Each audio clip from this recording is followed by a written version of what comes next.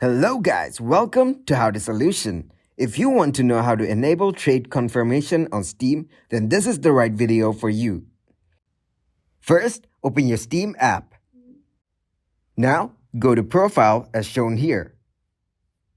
Then, click on Edit Profile. Now go to Privacy Settings on the left. Now, go to Inventory and make it public. Uncheck the box below. Then go to Inventory. From here, click on Trade Offers. Now click on Who can send me trade offers? From here, copy the trade URL. After it's done, send the link to whoever you want to trade with. And if you want to accept an offer, then go to Inventory and click on Trade Offer. Here, you'll get an option to accept.